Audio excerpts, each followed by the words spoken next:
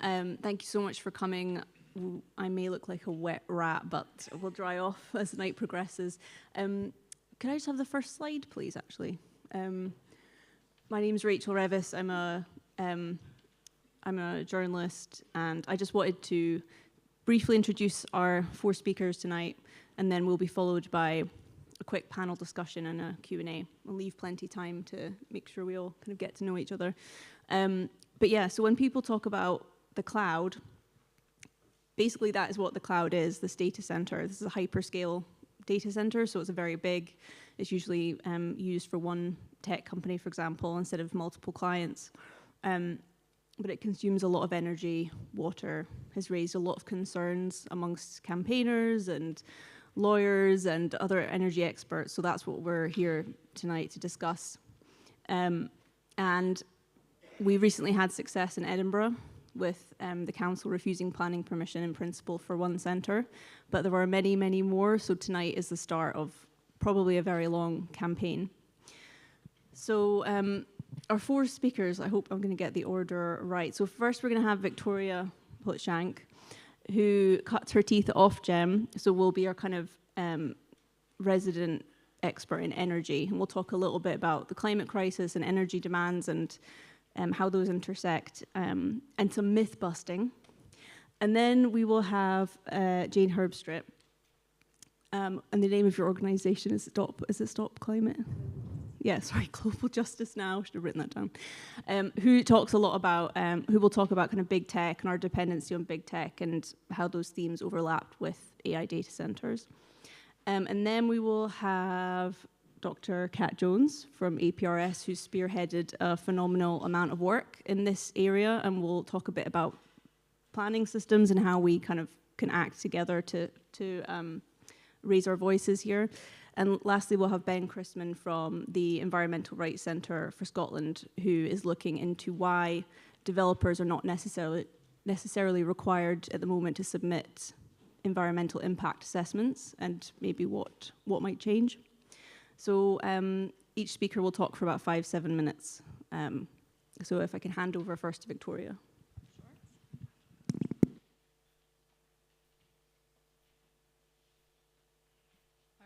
I've heard I have to be quite close to this, so hopefully you guys can hear me okay. Go on to the next slide, thanks. I have to do it myself. Oh, nope, whoop, I've broken it. So close. I fixed it. Thanks, my arms aren't that long. Thanks, I appreciate you guys. All right, my name is Victoria Plutshack. I'm delighted to kick us off by talking about what we're talking about when we talk about the climate crisis and the scale that these data centers consume, because there's a lot of myths around how data centers consume energy, what kind of energy could be appropriate for them, and this is regularly weaponized in planning permission conversations with planning committees. So I'm excited to do a little bit of myth busting, but first I have to scare you. So when we talk about these gigantic data centers, we're not talking about small 1 to 2 megawatt facilities at your university. We're talking about enormous hundreds of megawatt data centers. And the International Energy Agency expects that over the next decade, the amount of electricity generation required to supply them will nearly triple. Although renewables are growing across the world, renewables are only expected to meet half of that demand. The other half, fossil fuels. So what does that mean? Obviously that means a huge increase in CO2 emissions over the next 10 years, and that is what this lovely chart shows, with you can see emissions peaking kind of in the next 5 years. Scotland, where we are all sitting tonight, has been targeted as an ideal location to site data centers because we have so much wind power. So I would like to tell you which parts of that are true, and which parts of those are slightly less true. First of all, it's true we have a lot of wind power. Scotland has a net zero target, which is 5 years earlier than the UK, and that is possible because we actually have very low carbon intensity for for electricity that is generated in the country of Scotland. You can see here on this gorgeous chart that partly it's because we closed our last coal-fired power plant, so we just don't have coal here anymore. And over the last 25 years, gas generation has decreased as more renewables have come online. So, this is the million-dollar question. Why can't renewables simply scale to meet all of this demand? And the answer is multitude, but I'm going to give you 3 answers. And the first one is about scale. So most of these data center planning applications talk about themselves as green data centers. And when they do that, they're trying to use this language to suggest that renewables on site will meet their energy needs. But the scale of these data centers is wildly outside of anything that they could actually fit on site in terms of renewables. So in this very hokey chart I put together last week, you can see the nameplate capacity of the Gyle data center that was overturned by the planning committee here in Edinburgh last month, which is 213 megawatts. If you compare that to the average Scottish wind farm, which is 36 megawatts, you see you need to have 4 or 5 wind farms attached to this data center to make those numbers work. The largest solar farm in the whole country is only 13 megawatts because, as you found out tonight, it's mostly rainy, not so sunny here in Scotland. So even if we're talking about a data center which puts solar panels on all of its roofs and a couple wind turbines up, we are simply not getting anywhere close to the amount of energy that these data centers are consuming on a minute-by-minute basis. But I told you that there was a lot of renewables in general in Scotland. What if we just made more wind farms? Then we move on to the issue of intermittency. And there's a couple things I'd like to say about this. First, if you're a nerd, do go to this website and you can see the minute-by-minute energy mix of the United Kingdom, which I find fascinating. But this story is mostly a story about how, one, renewables make a huge positive influence on our carbon emissions, and 2, it's still not enough. So the reason I wanted to show you this particular one is this is from last week, the 23rd of February, and you can see this lovely sea green up at the top. That's wind. That's displacing a lot of emissions that could be happening. But you also see up there, there's orange. That's solar. And unfortunately, while it was very windy last week, it was not so sunny. And what we find is that as solar decreases, a lot of blue at the top there, natural gas has to come online in order to compensate for its intermittency. The chart below in gray shows the spike in carbon intensity of our grid. And what I'm trying to tell you here is that no matter how many renewables you put online, eventually, if you keep increasing our demand, you have to turn on a gas-fired power plant. And the impact on our emissions intensity is very significant. So intermittency is one of the key reasons why we just can't renewables our way out of data center problems. The third, and my final point, is that Scotland is not an island. It's very strange to me that I keep being told the Scottish grid is green. We don't have a Scottish grid. We have a national grid. In fact, we don't even just have a national grid. We are actually interconnected to our neighbors. So in this chart, you can see that we are actually importing regularly from France, the Netherlands, Belgium, and Denmark, and we are exporting to our friends in Northern Ireland, Ireland, and Norway. And the key part here is that on an annual basis, we actually import about 15 to 20% of our electricity here in the UK. We are already not meeting our own energy demands. So if we keep increasing demand, we are not just able to wind farm our way away from this, but we are in fact going to have to import more electricity, and we do not have any policy control over those energy mixes. So these are the steep challenges and a couple myth-busting things I could say about renewables, but now I'll turn it over to other people who can talk more about data centers. Thanks.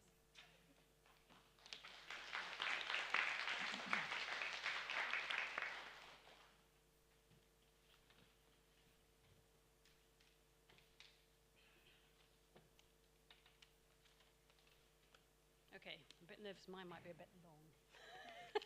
And it's also quite a big picture, but we'll see how it fits. So I work for Global Justice Now. We are an international social justice campaigning organisation, and our campaigns are kind of about the kind of international rules on which our society and our economy work, and a lot about why this is creating quite an unequal world at the moment, and how corporate power is a big part of this as well. We've got local groups as well across the country. I think we've got some people here from local groups in Edinburgh and possibly other parts of Scotland. And the Borders group over there. And so I'm hoping that they're going to be interested in campaigning on to stop these data centres locally. Okay, so yeah, that's Global Justice Now pictures. My talk, I want to talk about the corporations behind these data centres and how they are influencing government deals and trade pacts in order to make this rollout of data centres across Scotland, and across the whole of the UK happen. So this is a slide showing the largest companies in the world by market capitalization at the moment. So that's kind of how much they're worth. And you can see the top 5 are all big tech companies. NVIDIA is maybe less known kind of household name, but they do AI data center stuff. They are involved in partnerships in Scotland in rolling out these data centers at the moment. And so as you can see, they are obviously worth a lot of money. I think it's quite interesting that ExxonMobil, for example, is number 16 on the list. Like, I always think of that as being an oil company that has massive profits, but as you can see, they're not as profitable at the moment as the big tech companies. And by the end of 2025, the top 10 big tech companies were together valued at $24.6 trillion, which is roughly the same as the entire US economy. And 9 of the world's biggest companies are tech firms. So this is a small handful of very powerful tech companies who are maintaining an incredible amount of dominance and control over this sector. And they are the people that are rolling out, or they're involved in rolling out these data centers, the building blocks of their infrastructure. And the thing is that this is the most cutting edge sector of the economy, but it's controlled by these handful of incredibly powerful companies. So last September, President Trump came to the UK. Some of you might have been involved in the protest, perhaps, in Scotland or in England. We didn't particularly want him to come, but he came anyway. And as part of his visit, there was a state banquet with King Charles and Keir Starmer and Trump, and on top of that, there's lots of other people were invited to hobnob with the rich and powerful, and those included a lot of big tech CEOs. So Apple, the CEO of Apple, Microsoft, Google, NVIDIA, OpenAI, Palantir, which you might have heard of, is a military surveillance tech company, which has been involved in, it's aided the genocide in Gaza through their tools that they use, and helping ICE in the US to deport people as well. And Palantir has also got a contract with the NHS quite recently. So they were there as well. And the picture next to that is of the White House, a White House dinner earlier in September. Mark Zuckerberg sitting next to Trump, and Bill Gates on the other side next to the First Lady. So they're wining and dining with the most rich and powerful. And they're managing to do this because they're buying their influence. So Amazon, Apple, Google, Meta, Microsoft, and OpenAI each donated $1 million to Trump's inauguration fund. And they also donated to the White House's new ballroom. And I was reading this week in The Guardian that OpenAI was the biggest Trump donor last quarter. They donated $25 million to MAGA Inc., which is Trump's super PAC. So a couple of days after the dinner, this happened, the UK-US tech prosperity deal. And this is Prime Minister Starmer called it the biggest investment package of its kind in British history by a country mile. It included some investment promises from tech companies. It included a deal between the Ministry of Defence and Palantir. And the kind of headline from the announcement of this deal was the rollout of data centres across the UK and more AI growth zones. So there's an AI growth zone planned for Lanarkshire at the moment, for example, which is and there's a data centre being built there at the moment. So the purpose of all this getting to hobnob with the rich and powerful of other countries and of the US is to cut red tape, which big business calls it cutting red tape, and we quite often call it our regulations that are important to us to protect people and planet.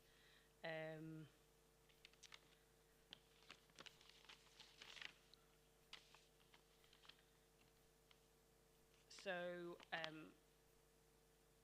the trade pact happened, but there's also ongoing negotiations between the UK and the US, ongoing trade negotiations.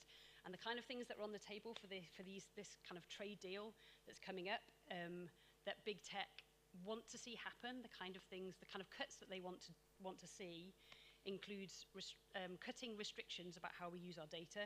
So our NHS data is under threat, for example.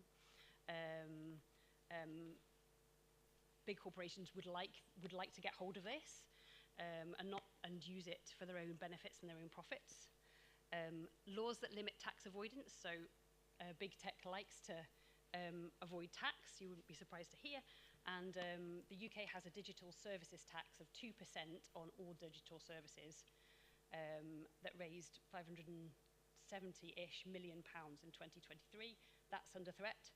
And also regulations about keeping the internet safe, such as the UK's relatively new Online Safety Act.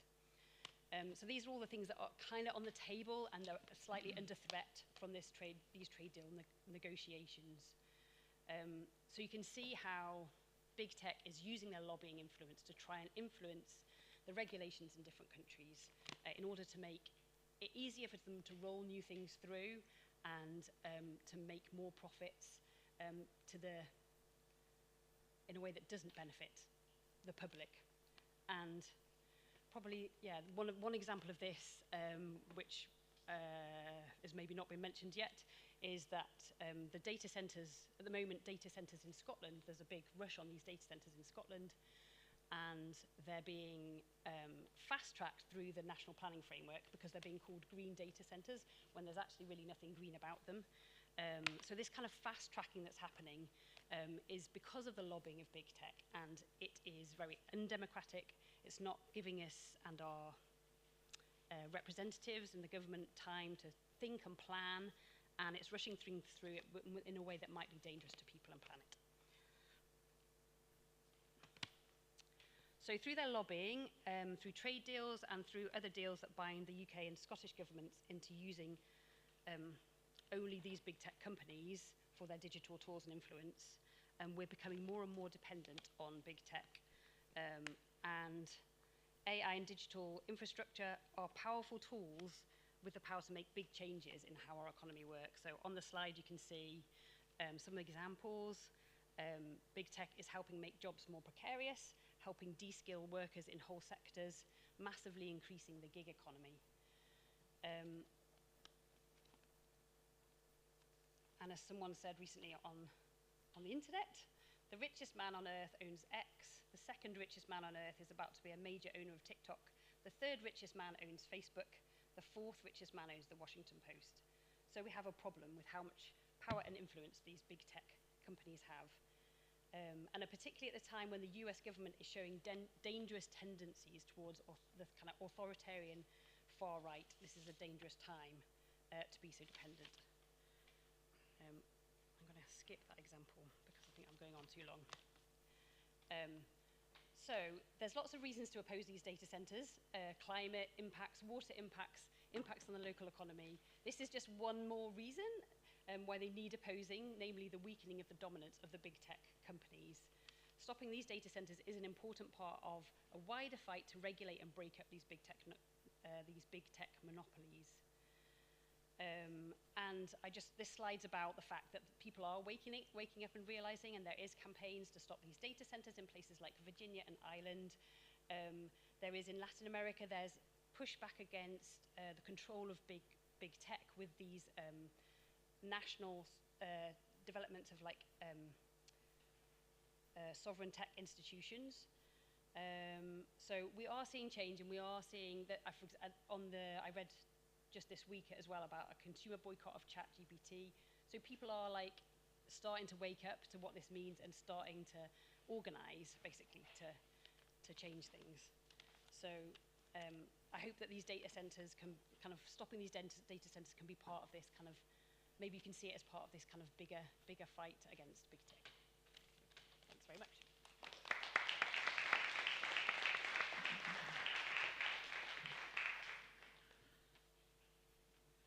Hi there, I'm Kat from APRS, and we launched this week a map of where the data centres that we are aware of that are going through the planning system are. Now, these are hyperscale data centres. These aren't the data centres that run our everyday economy, where you save your photos and things. These are things that already exist. And the estimate from the Scottish Government in 2024 was that there was 10 megawatts of data centres in Scotland of that type. And from the UK government, they estimated about 30 megawatts of data centre capacity in Scotland in 2024. And now the smallest of these data centres that are planned is 200 megawatts. So we're talking 10 times the size of what, each one is 10 times the size of what we've got in Scotland, probably in total at the moment. Now, only one of them has come to planning so far, and that was the one in Edinburgh. The rest are in pre-planning, or they've got certain amounts of planning documentation on portals like EIA screenings and things like that. So we know they're coming down the line.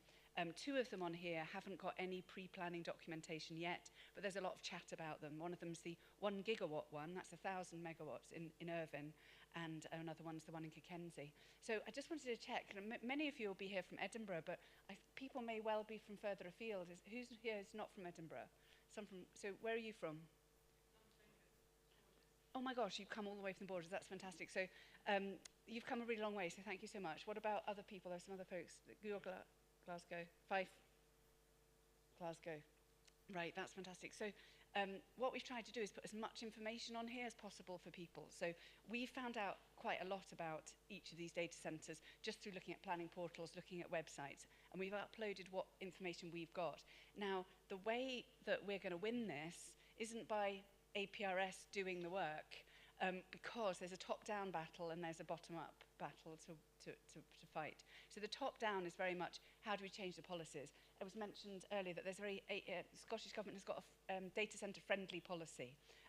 Now, this was written in 2021, way before anybody imagined the size of data centres that would be coming into Scotland. And you can imagine that supporting, data centres that help run our economy is a generally good thing. Like, we don't want to not be able to use our phones, but what has happened since then is the rise of AI, and that makes Scotland an attractive place. It didn't used to be attractive. Nobody wanted to put their massive data centres in Scotland before. They wanted to go near London. They wanted to be near the stock exchange, near where the banks are, because that's where all the money is made. And you need you need to be really, really, even though the speed of light is very fast, you want to be as close to London as possible so you can gain the stock exchange. Whereas now, because it's about training AI large language models, it doesn't matter where your data centre is, it could be anywhere, because the latency of the signal doesn't matter at all. So that's why Scotland is seen as attractive. A lot of it's about the land. They need huge amounts of land, up to about 1 kilometre squared. Some of them are half a kilometre squared. So you need a lot of cheap land for that. And this is why we're finding them, and this is a countryside charity.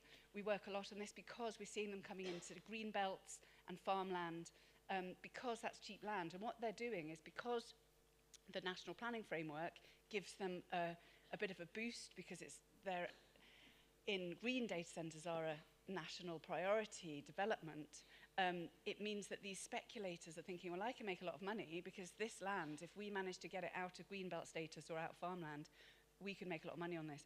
So how we're going to win it is a combination of national organisations being able to kind of lobby at the level of trying to change policy, doing some big media work, but actually every single data centre to be fought one by one at the grassroots. And that's how we'll win, and that's how we won in Edinburgh as well, because there were people working, and I think we'll hear a bit more from about this from Ben, people working at the sort of grassroots level who lived in Edinburgh, and then there were APRS, we were doing quite a lot of media on it.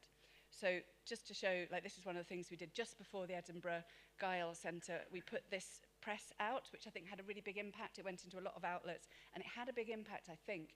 And so that's how we can work together. So the people on the grassroots who are talking to their councillors, are going through the planning documents in detail, really getting their heads around all the issues at individual data centres. We can back them up by doing national media. Also, it goes the other way around, because of course we've got elections coming up, and this could very well become an election issue. I think there's so many places that these data centres are going to affect people, that if each of those groups are organising hustings, they're going to their candidates, they're making the data centres the issue for the election, we could really win it as a top-down and a bottom-up campaign. So we really need local campaign groups.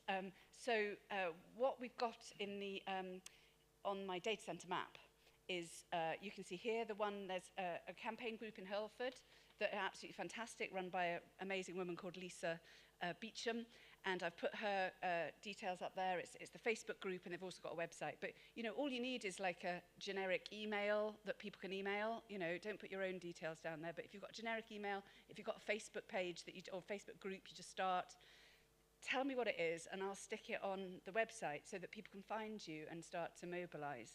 And then also ask us for help. So although we haven't got a lot of capacity, we're 1.5 full-time equivalents, so that's not very many, there's 3 of us. But Nikki is here, is at the back there, and Nikki knows quite a lot about planning, and so we can give you advice on the planning system. First, we'd say, go to our website, look at the videos, got lots of videos on the planning from previous webinars, we've done a lot of guidance, but once those planning applications start coming in, we can give specific advice. So here's an example. This is the AI growth zone in Lanarkshire. So it's taken quite a lot of effort to find these applications because they're all in as separate applications. It's difficult to find, there's no information on where it's going to be and what they're going to be doing there. But you can see that there are 5 different sites which are, we think, linked to the AI growth zone. And we have been supporting for 10 years a group in Calderbank, this village here, to protect their greenbelt around. You can see there it says Europark Development rejected its appeal. So we supported them for 10 years with their work, and they finally heard that they'd won their appeal, and we think this is the final nail in the coffin of this development that has, like a zombie, been rising up again and again to cover their beautiful spaces that they've made paths in. They've got monuments designated and all sorts of things they've been doing in this area. It just got rejected, and with a complete irony, 4 days previously, the government announced the AI growth zone for exactly the same kind of area. So, you know, these things kind of go around, but I can't help thinking that the AI growth zone has been chosen for a place with some pretty battle-hardened Greenbelt campaigners. I think they might be wanting to take a sit back and put their feet up, but I'm sure they'll be able to assist other people who want to campaign on this with their expertise. But, I mean, our campaign seems to be making progress. This is a quote from an article that was linked to our press release about the data centre map. And this is from a publication called Data Centre Review. So it's a kind of UK and Ireland data centre magazine for the profession and things. But they have really seen that the work that Action to Protect Rural Scotland are doing could become a thorn in the side of growth in the region. So they actually, in this, I'd really recommend reading this article. It's on our website. It's in the news section of the website. But basically, they've understood that we're not against, you know, data centers that run our economy. We're against these hyperscale AI data centers, and they can see that some of the people who are applying for data centers, the developers that are applying for data centers in Scotland, are extremely, like, they've never run data centers before. They're just speculating on land. They want it on green belts. They want it on farmland because they're going to make a lot of money. They know nothing about data centers, and it's just all speculation. They're perhaps being approached by Google, and it's related to all the battery storage that we've already got put in, permitted in some of these green belts. And they see, the data center business see that actually the threat is not necessarily the campaigners, it's actually the hyperscale data center developers who are giving a bad name to all data centers. So it was a really good article to read that. So this is just to say, please join APRS or support us. We've got a totalizer. We've got some of our 3 members of staff on there, plus a special guest from Blue Peter. And please join us. We're trying to get to 300 members, and that would mean that we can actually pay our staff next year as well. And here's our campaign page. So I'm going to hand over to...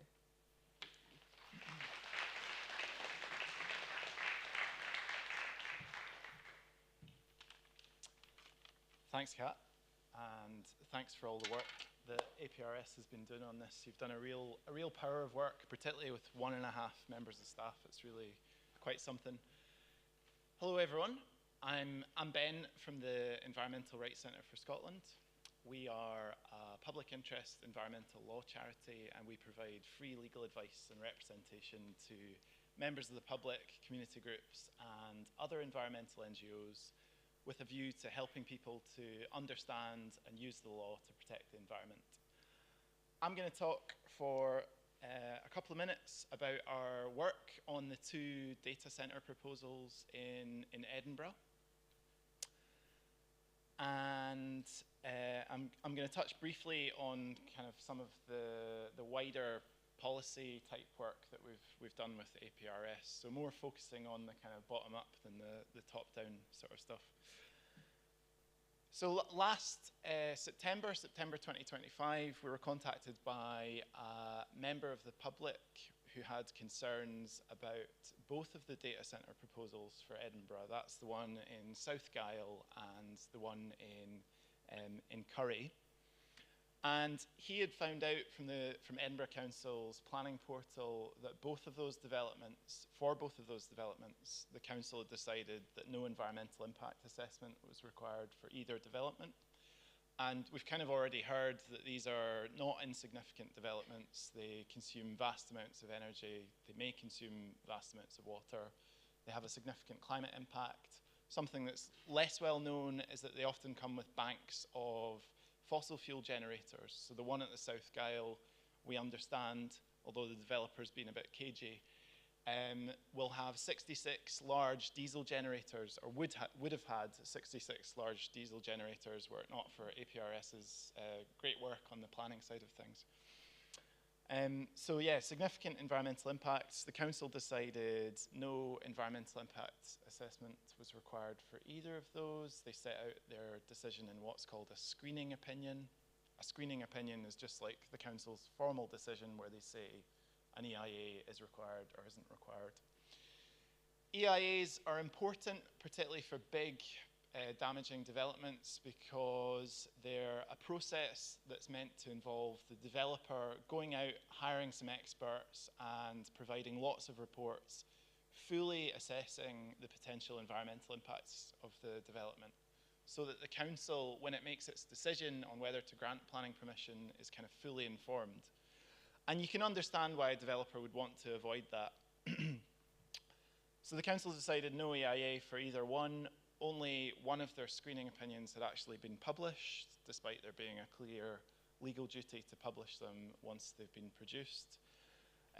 So we wrote to the council saying that the one that had been published was deficient because it was basically just a set of bullet points when it's meant to be a really kind of comprehensive decision where they set out all the reasons why an EIA is or isn't required. We said that was unlawful, and we kind of said, well, where's the other one? Why hasn't it been published? They published it. It was exactly the same as the first one, and we threatened them with legal action over that one as well. The council, to their credit, came back and said, okay, we're going to rescreen both of these data centres, and their first attempt, their first kind of second bite at the screening process came in December, where they rescreened the South Gyle data centre and basically came back with the same decision, no EIA required, but kind of gave some slightly longer reasons. Again, we don't think they've done what they should have. We think that second screening opinion is also unlawful. We've threatened them with legal action. They've told us to get lost. Our client is currently considering whether he wants to take that to judicial review. And he's due to make a decision on that next week. If he does decide to go ahead, we'll be doing a crowdfunder to kind of pay for that legal action. That crowdfunder, by the way, won't pay us anything. We do it for free. It's to hire the other kind of fancier lawyers, the advocates with the wigs that will be needed to represent him in court. So that's the South Gyle one. The Curry one is still outstanding. We're still waiting for the council to rescreen it, and we kind of don't really know where that is at the moment. And that's the current position. I know the South Gyle data centre proposal has obviously been refused planning permission by Edinburgh Council, but I don't think we're quite out of the woods yet. I don't know what your take on that is, Kat. I'm looking at Nikki. They had 6 weeks to appeal, so we're just waiting to see if they're going to appeal. Yeah, so they may well appeal to the Scottish Government, and if they do, that screening opinion from the council will stand. So it's still a live issue. It's not just that we're doing it for the fun kind of thing. And what else was I going to say? On the policy side of things, together with APRS, we wrote to the Scottish Government a few months ago to say, look, we don't think the way that these developments are being screened for EIA is very good. We just think you should make it mandatory for every large data center to have an EIA. And they said, thanks very much, but no. So that's kind of where we're at with that. I don't think we've really had much of a think about what to do from that point. So we had a meeting with the Scottish Government, with your colleague as well. It wasn't with anyone very senior, it was with Scottish Government officials. However, we can reveal that there will be a letter going to the First Minister from ourselves and Stop Climate Chaos Scotland. So we're bringing in we're bringing the big boys in, aren't we, behind us on this, and we're going up to our letter was to the Planning Minister, asking to meet the Planning Minister, which we didn't get a meeting with the Planning Minister. This is a letter from Stop Climate Chaos to ask to meet the First Minister. So we're kind of escalating this. Good stuff. So keep your eyes peeled for that letter, and potentially keep your eyes peeled for the crowdfunder next week. And if you've a couple of pennies to contribute to that, that would be very welcome. Thank you.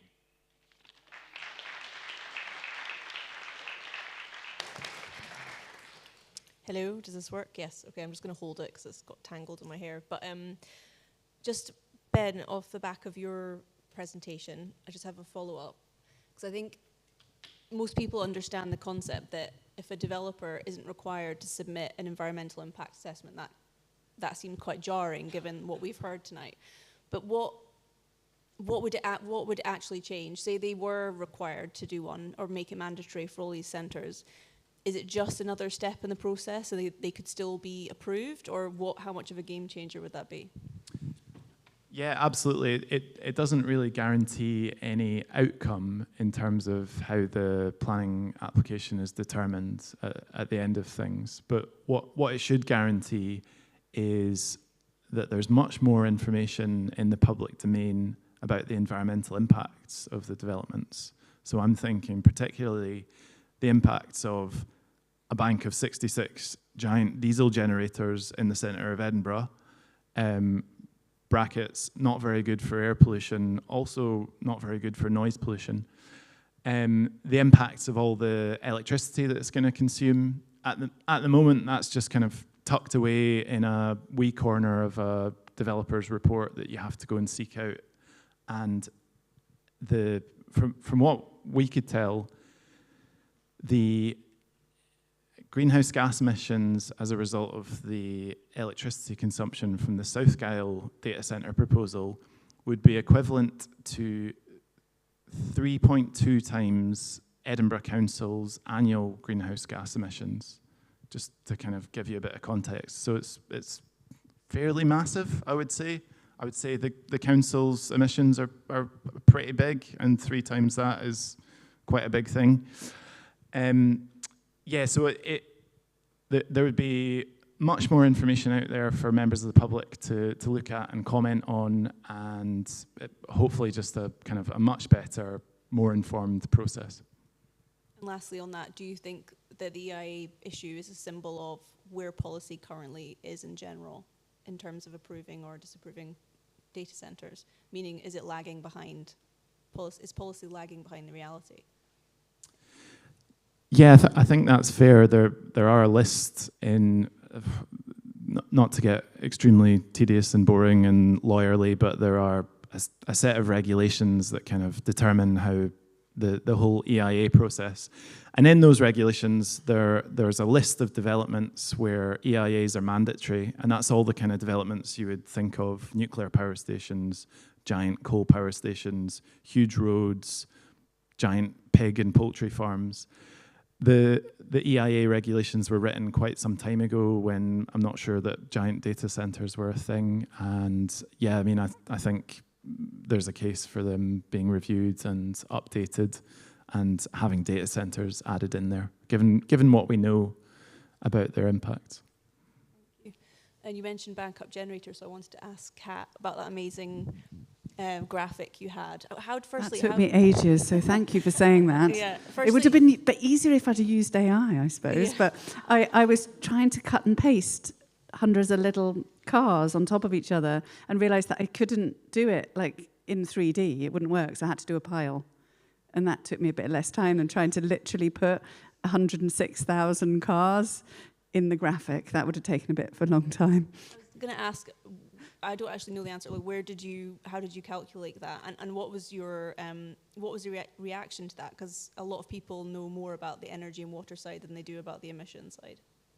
Yes. So, well, first of all, I noticed that there was an article in The Guardian by a journalist and who's also an academic who works on AI data centres, and she'd written something about the data centre that was in the north of England having all these generators. And then I thought, oh gosh, that's interesting. Let's have a look in the planning documents for, I think Nikki actually looked in the planning documents and found that, yes, indeed, they were going to be using diesel. So at that point, it's actually simple calculation. You just know how much it is. It's for backup. So they use it if the grid switches off. And the thing that we're particularly worried about is that the grid is pretty like creaking at the moment.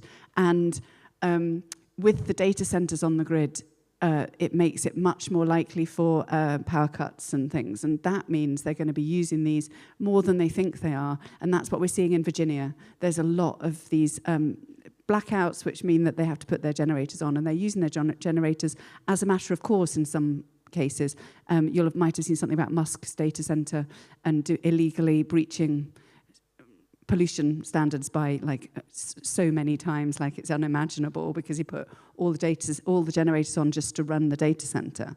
So it's not unrealistic to think that these won't just be used like for an hour or two a year, or even a day a year. These might be used more often. So it's just a simple calculation. How much energy do you use? What's a typical generator that is used in an industrial setting?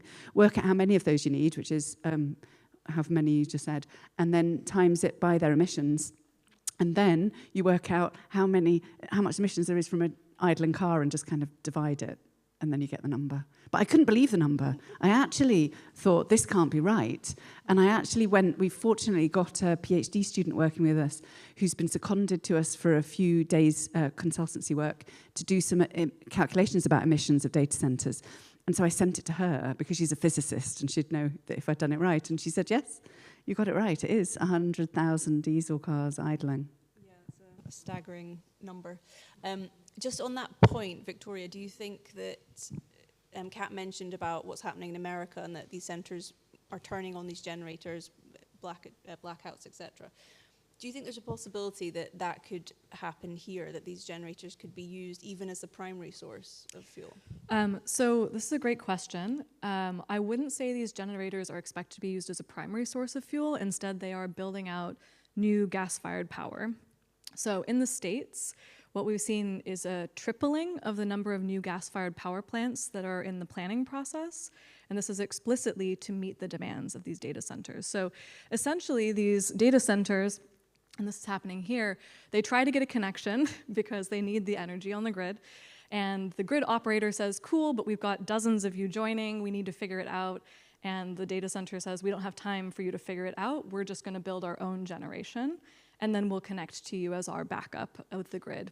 And we're seeing that here. This is why Ofgem has a new consultation out, because they have more data centers requesting permission to join the grid than they can handle. They're trying to manage the flow of these new connections, but what we're also seeing is that more natural gas power plants are going to be built to basically just provide on-site electricity for these data centers. Okay, that's good to know. So moving away slightly from that topic, we've mentioned America. so we're kind of learning lessons around the world, because obviously Scotland's becoming a more attractive market, but we're not the first market to have these centres. We can look Ireland and Spain and other places. So, Jane, I don't know if you want to mention about kind of, you know, our dependency on big tech. What lessons can we learn by looking, say, places like the US, and kind of, are all the same trends coming towards us? Is there anything different about Scotland that might mean we're not going to be swept up to the same extent? Or are we talking, is the globalization aspect mean that we're all going to face these issues? Well, I think it's what's going on in places like Virginia, which is causing big tech to think, oh, we need to go elsewhere. You know, we need to look at places like Scotland to put our data centers, because there's so much outrage, because they realize now in America because they've been built in places like Virginia, they realize what's happening over there.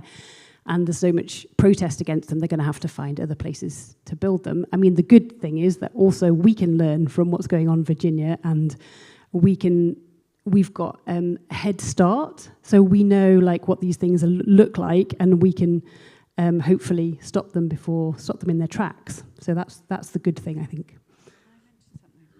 So I don't know if any of you were at our webinar on Monday, but we heard from Julie Bolthouse from the Piedmont Environment Council, which is in Virginia, and they've been campaigning about data centers for a long time. And she gave us a pretty stark kind of look into our future if we don't grab a hold of this pretty quickly. But one of the things that she noted is that their system of planning is very similar to ours, in a sense that their planning looks at, well, should this building be in this place? You know, should this, Tesco Extra be built here? It doesn't look at the implications of it if it uses the energy of two cities, which is a different decision making. You'd make a different decision if you then had to build 2 or 3 power stations to run it and all the associated grid, because what you're doing is you're making a decision in one small community that, were it a single building, that would be different than if you're making decisions that impact on other communities and other even states, she said, or outside the state. They have to build this energy. So essentially it's reliant on all these other things, which is exactly our planning system, of course, which is why the EIAs potentially are being looked at from a very local point of view, like, does it affect our biodiversity? Does it affect our water? Does it locally, rather than the actual more like national and global impacts? Yeah. So one positive that some developers tout is that they say they want to be able to contribute to capturing the excess heat generated from these data centers and use them to heat our homes. And that's something we've seen from the developers in Edinburgh, for example. But I guess maybe I'll come to you with that. Do you have any idea if that's likely, given this infrastructure doesn't really exist at the moment in Scotland? All right, this is not my area of expertise, but I'm American, so we're going to power on through it. So we know that there is one pilot in London that is currently attempting that. On a large scale, I am skeptical, because the heat that comes off of these depends on their usage, and their usage is driven by the consumers that are training their models. So they can't turn up and down based on the heat that is required in the system. So I imagine they wouldn't be a very helpful addition to a system like that, but it is technically being trialed in London. Yes, I mean, the view from me would be that in a small data centre, like the ones that the Scottish Government think that we have, that are around 1 megawatt, because they thought there were 11 data centres in 2024 each, and they were 10 megawatts in total. So that makes an average of 1 megawatt. So if you've got a 1 megawatt data centre, you could use that to heat your Olympic-sized swimming pool quite happily. But if you've got a 200 megawatt data centre, which uses the energy of 1 or 2 cities, you wouldn't use that to heat a village. You know, if you wanted to heat a village or Olympic-sized swimming pool, you'd use the energy you needed to heat that swimming pool or that village. And so that's, first of all, so it's greenwashing, extreme greenwashing. And secondly, because they don't exist at all. So we saw in the Edinburgh decision that they'd said, oh yes, this is shovel ready. It's a great phrase. I think they said it's ready to be connected. We'll have like an outlet pipe that you can just connect your heat network to. But that's assuming that someone else is going to provide all the infrastructure for the heat network, and then just plug it in and help them get rid of their energy, which seems to me to be the wrong way around. So I'd say that it's massive greenwashing, and they are coming up with that in almost all of these data centers that we've seen. They're saying that they're going to do heat networks, but there is no evidence they will be able to. Yeah, Ben, I was going to ask you about that. Like, there's so much greenwashing, and not just in this industry, but inflating job numbers, inflating economic benefits. I mean, asking this genuinely open question: is there no legal basis to challenge inflated statistics like that? Not that I can think of, to be honest. I mean, I suppose if the developer says something that's obviously completely bonkers as part of their planning application, and the council just kind of accepts that at face value, then potentially. But the courts are generally not very interested in getting into factual disputes and saying that the council has completely got the facts wrong, unless that's very obvious. I just wanted to make a wee comment on the previous question.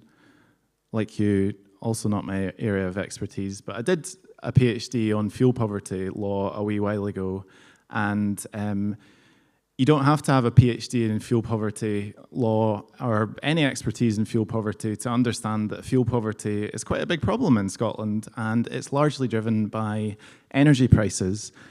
If we allow kind of all of the data centers that are currently at some stage of planning to be built, we're talking about more than doubling Scotland's electricity demand, and I don't think you need to be an economist to imagine what will happen to the price of electricity in those circumstances. That's not going to be great news for people in fuel poverty. I think the heat, the offer of heat from these developments are essentially like crumbs from the Lord's table. We get no details about the terms on which the heat would be sold, who would have the power to turn it on and off, in what circumstances it would be turned on and off. And I just think if some of them are going to be built, let's use the heat, and that's fine. But let's be very clear-eyed about the potential risks there, and I hope that any council that's taking that into account does that. I just have a question that's come through before we came online tonight, which was about curtailment and constraint costs. So this might be coming to you again, Victoria, but developers often argue that most of our grid is renewable energy, which makes them green. But they soak up the excess green energy, which means we would end up paying less money to, say, a wind farm to turn off when it's not windy. Is that right? And is that accurate? Yeah, so the issue with curtailment is that some wind farms are producing too much wind. Not all the time, some of the time. And the argument here is that excess, when we have to turn the wind farm off, because it's too windy, actually, usually, we could be using that excess power for the data center. In this scenario, I imagine they believe the data center is based in Stornoway, next to a gigantic wind farm, I guess, in this scenario. So first, to me, curtailment is real. And to me, it's a clear argument that we need to be improving our grid infrastructure, which has been underinvested in for decades. We could be reaping the rewards of our renewables so much better. But this goes back to the point about data centers. Do not turn on when the wind is windiest. The data center has to be on all of the time. How much energy it's using will fluctuate, but it will not fluctuate based on how nice the wind is. So there's a real mismatch here between demand and supply, and it's just greenwashing. I just said it in a fancier way, but it's just greenwashing. Helpful. Just a couple more. Still working. A couple more things about Edinburgh, and then should we open it up to questions? And I'm happy to come out with this mic into the audience if that's helpful. But people were asking specifically about the two centres in Edinburgh. Like, what lessons have we learnt, Kat, from the recent success, and what does that tell us about the next centre in the pipeline, which is near Curry? Well, it was really interesting to watch. I don't know if any of you watched it online, even after the event. Put your hands up if you watched it online. it was a gripping watch, wasn't it? Oh my gosh, I was on the edge of my seat, I have to say. I didn't expect to be, especially at the end when it was like traitors, when they were all like saying what they'd voted. It was like 4 hours. Oh, It was incredible. oh, well, it was like 2, I think, was it? Like 2, I think at least 2, if not more than 2. Anyway, the time flew past. I mean, I'd recommend it to anybody. But what was really, really clear was that nobody knew what a green data centre was, and nobody was prepared to come up with a off-the-cuff definition. They were relying on a question that was asked in the Parliament, a written question that we asked Ariane Burgess, who's an MSP who sits on the planning committee, to put in. And the answer we asked a question, what is a green data centre? And the answer came back, well, that's not for us to choose and decide. That's up to local authorities, but they might want to think about things like energy or biodiversity or like water or some other stuff and renewables. And what you heard in that was them just repeating the words from that question back. And I was actually a little bit shocked and thought, is that literally the best guidance they can get? A parliamentary question that Ariane Burgess asked with a one-sentence, well, it was one sentence of a longer reply. And I thought, no, they must have had something else. So actually we had a meeting the very next day with the Scottish Government, and I asked them, were they really just saying the answer to that parliamentary question is what their definition of a green data centre is?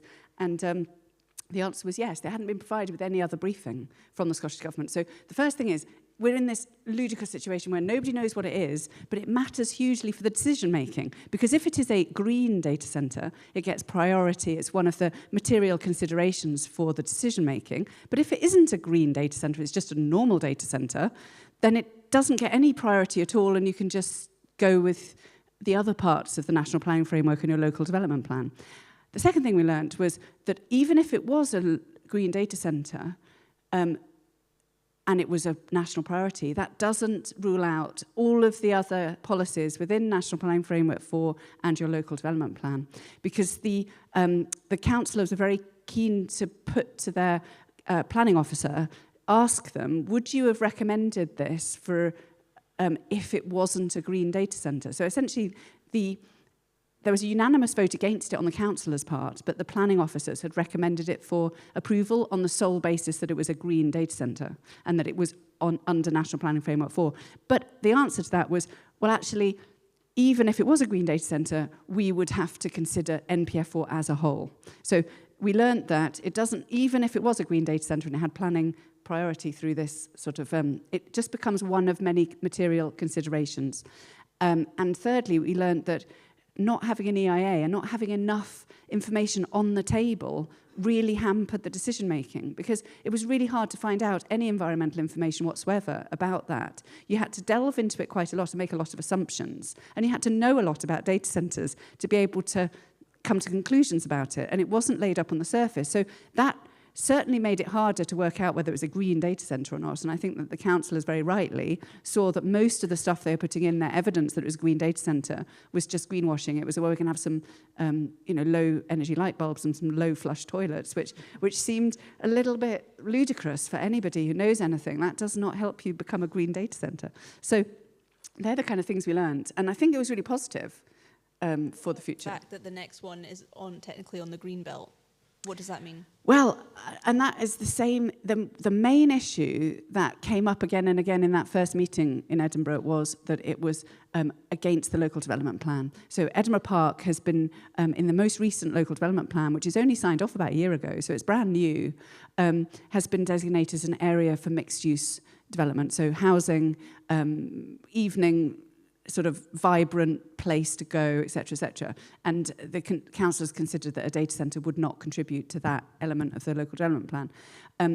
The one at Herbstritt is on Greenbelt, and so equally that's something that's designated in the local development plan. So we might be in a situation where the local development plan becomes very important, but there were 3 reasons they gave for turning it down in the Edinburgh one. One was the local development plan, one was the life cycle greenhouse gas emissions, and one was the element of what it would do to climate change. So, we don't have to rely on any one of those. You can look at things right across the local, the national planning framework and the local development plan. Coming to questions in a sec, I just wanted to ask Jane another thing, because your slide about all those the top market cap companies is just really stark, because it reminds me that so many of us are maybe invested in these companies without realizing it, right? If we have a pension, if we have a stocks and shares ISA, if many of us haven't checked what our workplace pension is invested in, how do we know we're not invested in these companies? So my question is not for financial advice, but more about how do we kind of fight back against this argument that, well, it's inevitable, and if we do anything to harm these companies, the stock market's going to go down and we're all going to end up in a recession? I know that's a very big question, but what is the general kind of gung-ho attitude we can take to not be overcome with despair? Yeah, I mean, I was kind of aware when I was doing my talk, like, that it's so, like, I talk about, big tech are so powerful, and there's this feeling of, like, how do we change things when it's so... I mean, as Global Justice Now, we're quite focused on, like, talking to our MPs and MSPs about the UK-US trade deal and about what's wrong with it. And, in terms of challenging regulations and that kind of thing, you can do it on that kind of scale, stopping, protecting your laws against big tech. And that's one way to do it. And the data centers and stopping the data centers being built is another way to do that. I think, the more I know there's talk about a big tech bubble, that this isn't going to last. That's the other thing, and I think I've heard Kat say, this is a juggernaut that isn't going to last, because this is a temporary bubble. ExxonMobil is like 16th on the list now as an oil company. So it's not at the top anymore, and it was for a while. So these things do change quite a lot. So I think, I don't know, like, we just, I think this meeting is about what we can do, right? Like, the most concrete thing we can do at the moment is, like, challenge these data centers and make more people realize what they are, that they're not ordinary data centers, these massive AI data centers. We've learned from Virginia and Ireland what's happening over there. We can stop them over here. So, I think that, like, that's probably the best thing we can do at the moment. Yep. Just open the floor to questions. I'll come to you if anyone. Yep. Okay. Just need to speak into this.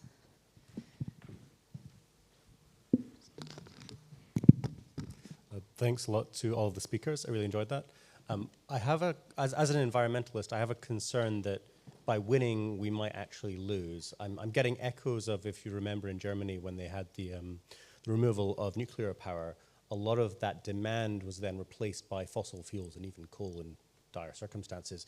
So my concern, I have no doubt, I completely agree with you that the naked self-interest of these companies, they will give you absolute nonsense. We should expect that. But if we do not satisfy the desire for data centers, are they likely to just go abroad to jurisdictions with looser regulations and less of an ability to provide renewable energy? Would we essentially be making more emissions by providing no pathway for that demand?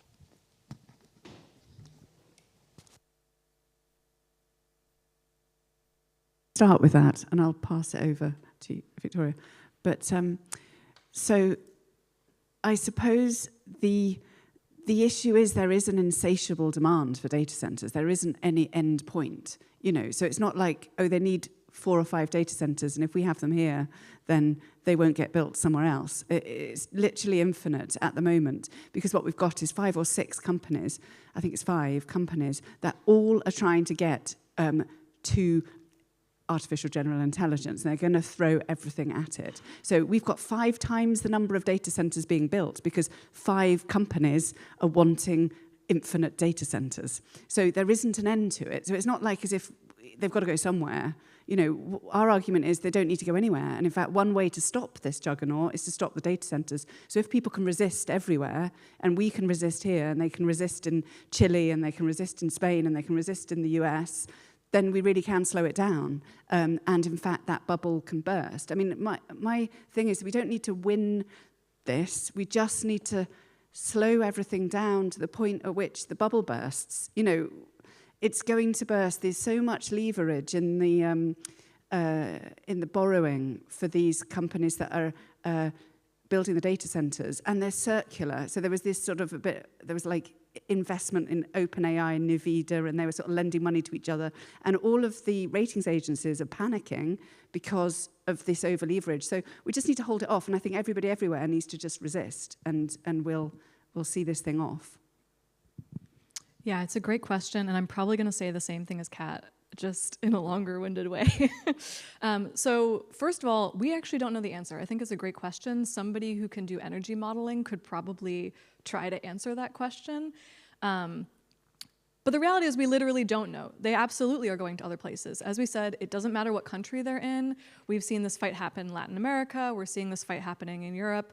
I think if we were Iceland with like infinite geothermal, maybe this would be an even stronger argument that, well, we'll just have it here, why not? But I do think that what we're seeing is, one, what is looser regulations? Because we talked here that there's actually no ramifications for them just building a new gas-fired power plant. There's no way to make sure that if they say it's a green data center, they even put a single solar panel on their roof, you know? So we already have fairly loose regulations as to what they can do here. But I agree that the aim of the fight is to increase the transaction cost of trying to build these centers at all. Because the more it's a pain, the more they have to fight, the fewer data centers they're going to put in the ground. This is a fight that I literally saw happen in Chile around coal-fired power plants, where eventually it just became like not worth it economically for them to keep building them.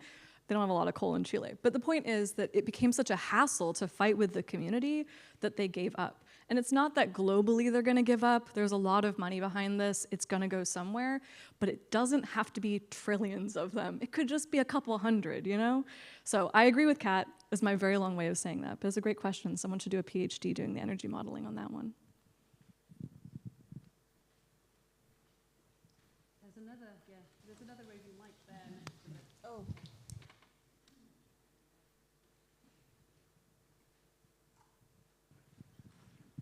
Hi.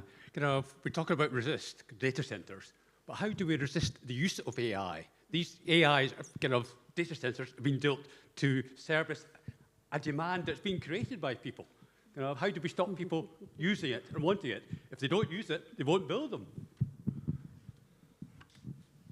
The only thing I've heard recently is in The Guardian this week, there was somebody wrote about there being did you read it? About we should all give up our subscriptions to ChatGPT.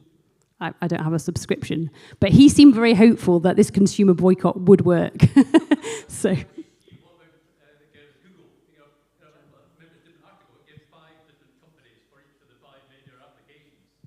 Yeah. Yeah, it's tricky, isn't it? And like corporate power is everywhere and is incredibly powerful. So it's hard to know what we can do, but yeah.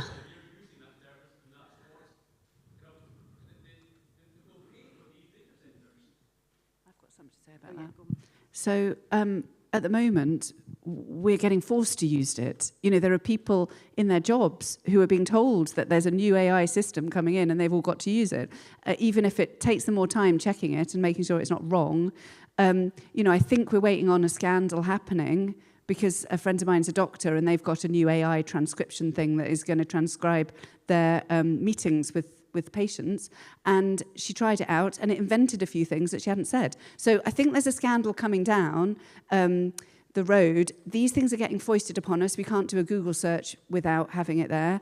It's not people's fault that they're being forced to use it. It's the big company's fault. And, you can switch to another search engine where you can turn it off, but it's still on your email. It's still, if you get involved in anything at work, if your Teams, it's not people's fault that this stuff is being foisted upon them. It's the business model of these companies who are trying to find a use for this.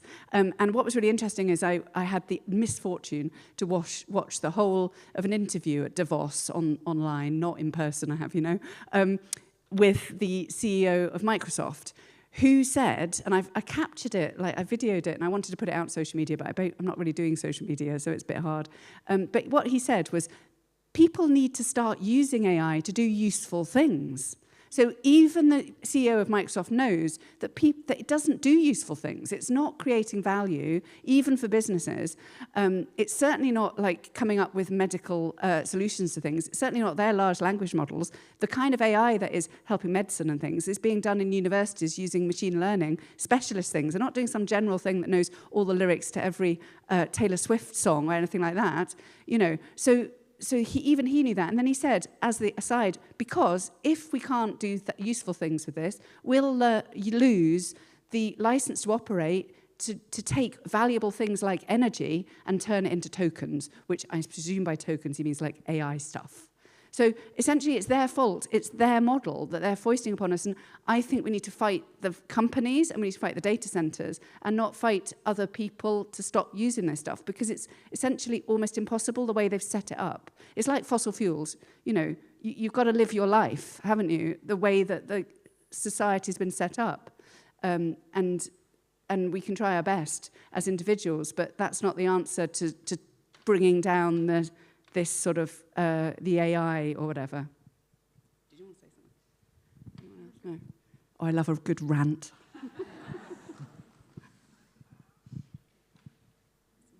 Otherwise, I'm just going to keep swiping the Yes, excuse my ignorance, because I haven't been able to. I haven't seen the planning application for the Hermiston one. So I would like to ask if anybody has actually seen it. I'm rather disappointed that I live 10 meters away from it. It's at the bottom of my garden, and I haven't even been notified by the council that there's a planning application in for it. The only reason I know that it's happening is because we were invited. We had leaflets around back in November or December, inviting us to a consultation by the developer over in the Heriot Watt, which was full of people telling us how great it was and telling the same sort of lies that you've been describing here, in addition to the obvious one about the consumption of the overproduction of electricity by wind power. They also claimed that AI would improve energy consumption, would reduce energy consumption, because a person who at the moment goes to work in an office 5 days a week at a computer, it will make the computer more efficient, and they would only need to go into that office for 2 days a week. So they've immediately admitted that there's going to be a 50% reduction in employment in the computer industry because of it. But more imminently, how long have we got to object to the Hermiston proposal? Do we know that? That's the current one. Yeah. My understanding is there is no full planning application for that development yet. It's still at a very early stage. There has been an EIA screening opinion, which I mentioned earlier, and the council has said they're going to review that and redo that screening opinion. So they're going to take another look at whether an environmental impact assessment is needed or not. You won't be notified of that decision, unfortunately, because the council doesn't have to notify members of the public. But if a full planning application is submitted to the council, they have to notify residents, here's the test, within 20 metres of the development. I think it's within 20 metres, so if you're 10, it's something along those lines. The other thing to do if you're interested in this and you want to keep an eye on it is just go onto the council's planning portal every so often, type in data centre, or find the previous planning documents on the planning portal, and you should be able to see when it's updated and when a new full planning application goes in. I do just one final thing. I do wonder if, because there hasn't been any movement on that that development for quite a while. If that developer, that is the that's Apertura, sorry. I wonder if they are just thinking, no, we kind of see which way the wind is blowing here. We'll save our pennies for somewhere else. So I was just going to say that we're really going to rely on people alerting us to when these things change. So we can look every now and again at all the planning portals, but there's 32 of them, and we can check up. So we need people to be, when they see a change, get in touch with us. We're also finding that sometimes they're not even called a data centre. So the one, we didn't catch the one that was in Dunbar, which is a really big one. Like, it's very similar to the Hermiston one in that it's on really close to houses, and it's right on a huge bit of farmland. And we didn't know about that because it didn't say data centre in the title. It just said land 50 metres southwest of so-and-so farm. So what you need to do is I don't know how somebody locally got hold of us and said, oh, by the way, look at this one. So we just need people to like keep us in touch. So if something comes in, we can alert people, we can put it on the website, and all the rest of it. So. Is this a good time to put up the slide again with the Edinburgh Data Centre WhatsApp group that we've just created? So obviously the end goal of this, Kat's going to give you some call to action, and it's going to be to create your own local groups to keep an eye on these things. We do have a QR code for folks in Edinburgh like me, and we're going to try to keep an eye on the Edinburgh-based data centers. I appreciate not everyone has WhatsApp. It's just easiest for group stuff. Otherwise, you would suggest everyone follows the newsletter and gets updates through you? Well, what I'm hoping will happen is that groups will form that I can just put the contact details on. So I could put the contact details of a WhatsApp group on. I don't really know how private these things are, but I can put it on. If you're happy for me to put the sign-up link, I can put that on the website. But what I really want is like either a sort of generic email address, a Facebook group, or whatever, you know, these kind of ways of mobilizing WhatsApp groups, however people choose to mobilize, that I can put onto the website so that when people get in touch with us and say, I'm really upset about this data center, I can say, oh, here's the webpage, find out who's the local group, get in touch, and then we can advise much more efficiently to one person who's in the group or to the one group when they're looking for advice. So that's sort of what I'd really love to happen. And also it gives the power locally, because that's, as I said, how we win, the bottom up, and we win from the top down. So, yeah. Couple minutes left. Also, isn't it worth saying you get like 1 month to comment once, like the public has 1 month to comment on the portal? It's not very long. Yes. So the good thing is that they have to do this pre-planning when they're doing major developments. And these have to be major developments to be considered a green data centre. So you'll always have these pre-planning. So you should spot this around the place. And then you just have to keep alert for when it comes in. And you haven't got very long. Is it how many weeks is it?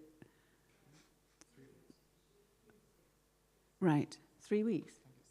From when planning permission in principle comes in? No, they kind of open it up for public comments, and they give a certain deadline. But it's usually, I think it's 3 weeks. Oh my gosh, that's very short. Hi, thank you. I'm a local resident near the Hermiston one as well, and I just wanted to know, how impactful can local community groups be in your experience? I mean, I think really impactful. People listen to local people. I mean, the key thing is we've got an election coming up. I mean, you can't get more impactful than a pre-election period that's about to start in like the 23rd of, or so, the 26th perhaps of March. And from that moment on, government isn't in session, the Parliament's not in session, they are out campaigning. And so if you get out locally and say to people, this is what I want you to speak about to every candidate when they come, if you get like a Facebook group up and lots of people are on it, and you can say like, get hustings together, or, you know, get hold of your candidates, and it becomes an election issue locally, it can make a really big difference, I think. And then that feeds up as well to the government, because what we need the government to hear is that data centres are something that is not supported by communities, and they want a change in the policy at the top level, because what we really need is a change in the policy at the top level and each one to be fought on the ground.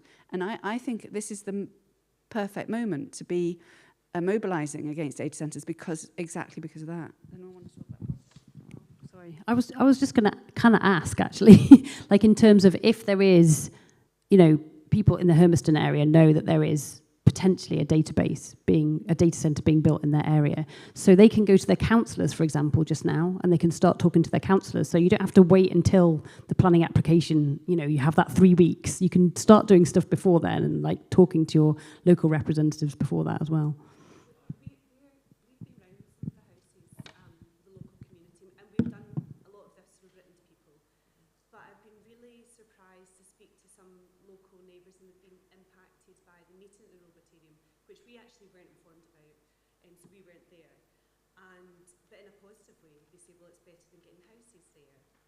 They're going to build a play park, so some of the greenwashing is actually having an impact, unfortunately. The key thing to note is that with the Edinburgh situation, there were actually only a few people who were really working on it, and they were in touch. I mean, it's difficult to know how many people. There were some who were in touch with Ben and who went that EIA route, and there were some individuals who were objected, but very, very few people knew about it. It only really came popular, sort of in the popular consciousness after the consultation has shut. So actually, there's an awful lot that a very few people can do in these kind of cases. You can go to your local newspaper and you can make a noise, and you can go to your local councillors and things. And so I would say that actually, you don't need everybody to be active on it. It can be really powerful to have a few. Yeah, and if I could just talk quickly about the social greenwashing element. This also came up in the Edinburgh one that was overturned. And it was interesting to me that some of the councillors were pushing back against the data centres as like a cool place to hang out, because obviously, yeah, let's go hang out at the data centre, everybody. They've got large fences with barbed wires. They do not have windows. So there's very little oversight over people walking down the street, children playing in the park that they had also promised. And one of the councillors said, hey, as a woman, this is also a women's safety issue. If a woman's walking down the street and it's a bank of houses, there's someone else there that can oversee situations that are unfolding. But not if it's just a gigantic black building with a huge wire-rimmed fence. So, I mean, I think these social issues are really important, and it's just about the story that you tell.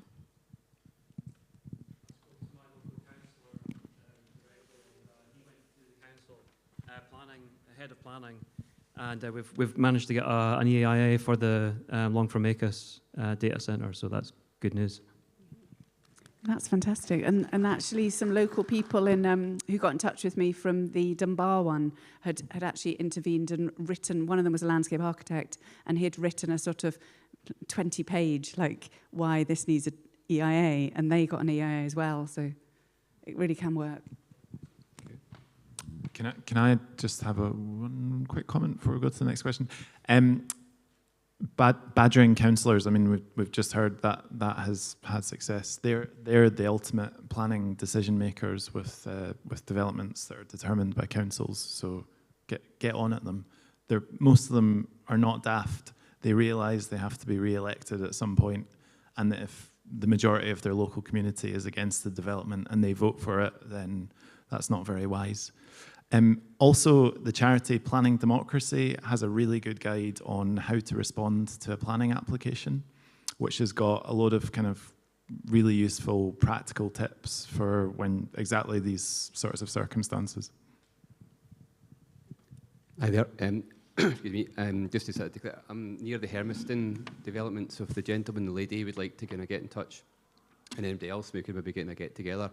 I was just wondering, maybe for Ben, what's your best advice when a planning application or the planning permission application lands as a community? How can we object best against that? Is that single, as a group, individually flood the sort of system? What kind of advice, and could you help with that as well? We don't get involved in kind of writing planning objections or reviewing them or anything, because it's not the sort of work you need a lawyer for, and it's really time consuming, and we're a small charity. There's only 2 solicitors, me and a colleague, so we just don't have the time for it, unfortunately. But I would have a look at that guide that I mentioned. Take advice from APRS, take advice from Planning Democracy. There's also Planning Aid Scotland. Familiarise yourself with how the planning system works, how to write a good objection, how to run a successful campaign. And the other option is if you've got a reasonably sized group or there's someone with some spare cash, you can even hire a planning consultant who'll write a really professional planning objection for you. That can be quite effective. Yeah, hi. So I'm hoping, well, I mean, there's no evidence this is going to happen, but I might raise enough money to pay for a planner to work full-time for us that would be able to assist communities very directly with how to write these objections and things like this. At the moment, we don't have anything like that. We've got Nikki, who works 2 days a week on this, and at the moment, she also does other things as well in those 2 days, apart from data centres. So what we can do is kind of advise and give bullet points and directions. I think it's going to be hard for us at the moment to say we've got a full-time planner that I kind of keep thinking that some kind person is going to give me a bunch of money. But we can really advise on how to, what are the material considerations, what you really could be arguing on. And then we'd recommend that everybody who can would put in an objection of their own, use the same bullet points, but just put them in your own words. So we also would hope to object to every planning application that comes forward. Now, this is a manageable amount of planning applications. Normally, we don't object ourselves unless it's really to do with a change of policy, whereas this is, to us, very much a policy issue as well as a local planning issue. So we would hope to also object to each one. So we would want to be doing that work and that research. But, at the moment, we can't just, because we've only got, I've got Nikki sort of sitting at the back there probably with her head in her hands. So we can do what we can, basically. And we hope to find some volunteers too. Anyone who's a planner, just get in touch and we'll allocate you to help a community group. I'd also say contact your local media, because get your story in the press and then more people will read it, and etc. One more question, do you have time? It was, I went along to that council meeting for 4 hours, sat there, and there wasn't very many people came from the public. And what was really interesting was there was the 3 planners. I didn't think their case was very tight. They were quite sloppy, actually, in their preparation. There's somebody from Scottish Water. But there was only one objector came along. Somebody had written a letter, an objection, and he got invited to address the council meeting for 5 minutes. And I thought that's interesting. There's only one person who's been invited. So maybe the more people who write and ask if they could address the council meeting, because they got away with murder, really, some of the things they were saying, but they didn't get away from it from the councillors who tore it apart. So it was really interesting that the objections do have a value. And I think that Apertura are going to be much better organised. I thought Shelburne and Drummond were really sloppy. They've got loads of plans for loads of data centres. I think it's about 7, 8, 9 they've got in the pipeline. They've got a lot of money. They've got a lot of hyperscalers behind them, big tech companies. They'll have learnt from this, and they're probably going to try and circumvent local democracy. When Keir Starmer announced this, he said that they were going to railroad it through and local objections would be ridden over. And they'll know this, they'll seen local objections. So I think at the Scottish Government level, there's a vulnerability on net zero, really big vulnerability. I know Gillian Martin, this is her big thing. She's in charge of energy, she's in charge of net zero, and she's in charge of fresh water. And net zero is her big thing in that department. And I do think a targeted campaign, I don't know if you'd agree with this, a targeted campaign to her department at cabinet level on net zero could be really effective, especially in a run-up to an election. Yeah, it's really not long until they all go on the pre-election period. So, and we don't know, I suppose, who's going to be in the government after the elections. But I totally agree that it's got to be about the climate impacts, because they are really unarguable.